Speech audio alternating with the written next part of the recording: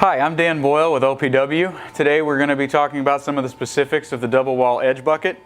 At the end of this video you should be able to replace the primary and secondary containment as well as test the bucket once you're complete. Since we're here in the Smithfield lab, our safety is a little bit different than your safety. When you're out in the field, you're going to need this eyewear. This is going to be covered in petroleum products, so you're going to be needing nitrile gloves.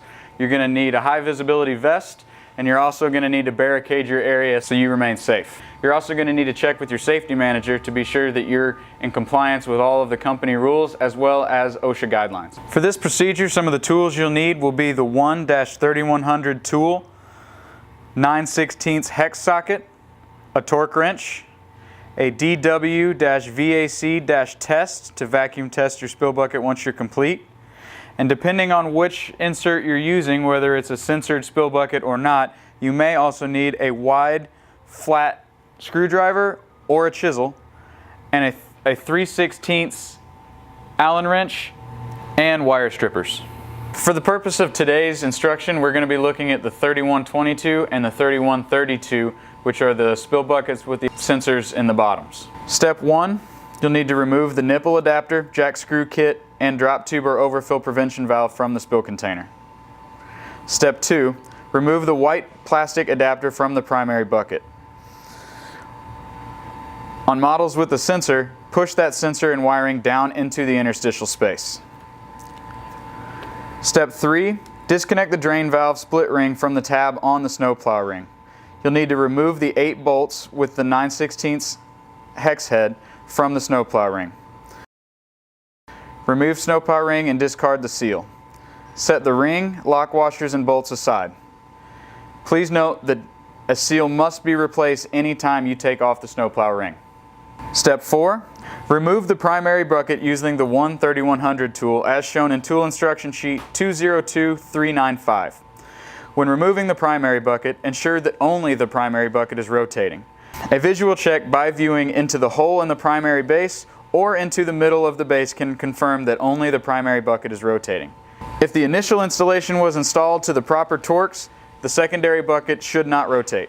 If the secondary bucket is rotating on a sensor style bucket, the spill container will damage the sensor wiring if both are turning. Do not continue disassembling unless prepared to replace all sensor components including sensor, wiring, and seal off. If the secondary bucket is rotating on a float gauge style, disassembly can continue as long as the proper tools are available to disassemble the buckets after removing from the riser pipe. Once the primary is removed, we will skip in the manual to section 1-3132, series secondary bucket only. We'll need a 202943 wire splice kit.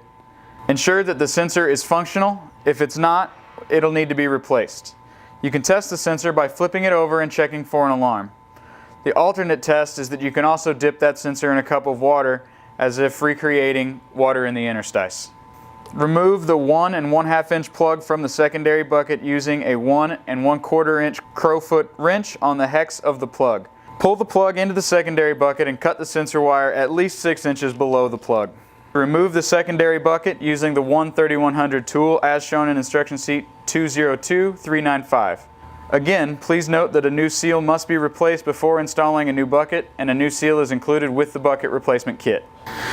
After the secondary is removed, you'll need to inspect the wire and ensure that it wasn't damaged when the plug was removed. One way to retrieve this wire is to attach a magnetic object capable of fitting through a 1 3/4 inch diameter hole to the end of the sensor wire that's in the gravel guard. Note the number of turns required by hand to install the sensor plug into the secondary base. This information is crucial whenever you're reinstalling the secondary so as not to pinch the wire. It should be about 5 to 7 turns. Remove the sensor plug from the secondary base. Ensure the grommet is tight. Check both the dome nut on the wire and the thread into the plug. Note the location of the wire with the magnetic object in the gravel guard, and then install the new secondary bucket using the 1-3100 tool. Torque the secondary bucket to 125 foot-pounds minimum to 250 foot-pounds maximum. Using a magnetic pickup tool, locate and pull the magnetic object and wire back through the plug and secondary base into the interstitial space. Align the bolt holes in the secondary bucket to holes in the ring. Reconnect the wires with the 202943 wire splice kit. Remove the end caps from the splice kit barrel. You can cut off the tip of one of the cones on each end so that when the wire is fed through, it fits snugly around the wire. Insert the sensor wire coming through the secondary base into one of the end caps. Attach the other wire coming through the plug through the hole in the other end cap, and then slide the end caps out of the way. Slide the barrel and the sleeve onto the sensor wire and slide out of the way as I show you here. Using the included wire nuts, join the wires per the sensor manufacturer's instructions. Center the barrel and sleeve over the splice and slide the end caps onto the barrel. Warm the included compound to at least 60 degrees Fahrenheit. As shown in the compound mixing instructions, grasping the sides of the bag and rolling your thumbs through the barrier. Thoroughly mix the compound, being sure to strip the compound from the corners while mixing. Cut one corner off the bag and pour the compound completely through the opening until the barrel is completely full. Then close the barrel by centering the sleeve over the hole in the barrel and rotating the sleeve around the barrel until the hole is completely covered. Test the sensor by flipping it over and checking for an alarm. Again, you can also dip the sensor in a cup of water.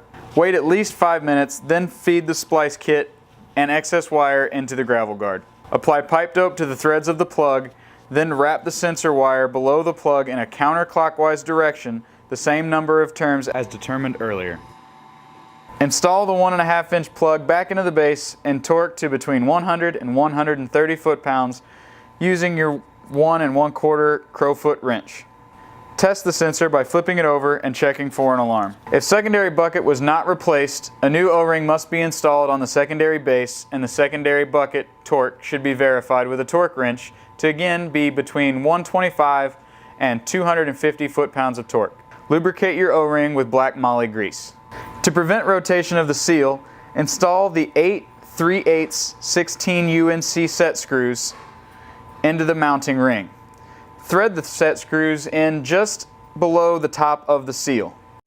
For the sensor models, be sure that the sensor is laying flat and out of the way of the threads before installing primary. Install primary bucket using the 1-3100 tool into the secondary bucket. Torque the primary bucket to between 40 and 100 foot-pounds of torque. Align bolt holes in primary bucket with holes in the secondary bucket. Raise the set screws so that they are above the top of the primary bellows. Place the new seal and snow ring back into place. Remove one set screw at a time and replace with the bolt and lock washer. Torque bolts in crossing pattern to between 20 and 25 foot-pounds. Attach drain valve split ring back onto tab on the snowplow ring. And you want to be sure that once you get the rest of that wire in, your wire loop is still coming through the primary of the bucket, and your sensor is sitting as flat as it possibly can. Sitting straight up. Now before you would put your white cap on, you want to run inside just to make sure everything is still working, and just before that last step. So we'll put our white plug back in. You want to make sure that you spin it down enough that this gasket here, this O-ring, is compressed inside the interstice. That's going to be what keeps any water or fuel that comes outside of the fuel drop and is contained in the bucket. It's going to keep it out of the interstice. Make sure you get your loop there inside your white plug to keep it standing.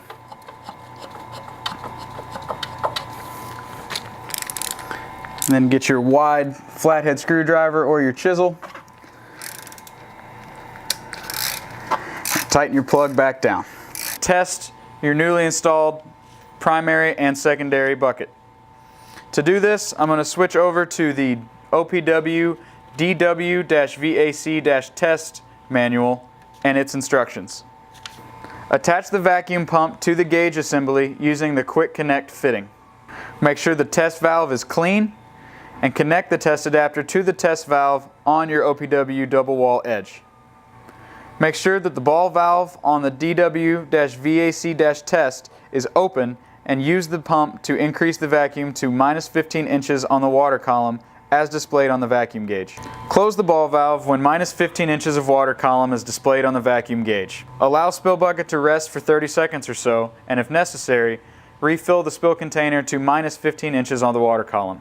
Leave the spill container undisturbed for 5 minutes while under vacuum. Check the vacuum gauge after 5 minutes. If the gauge does not show -12 inches or less of water column, the spill container has failed the test.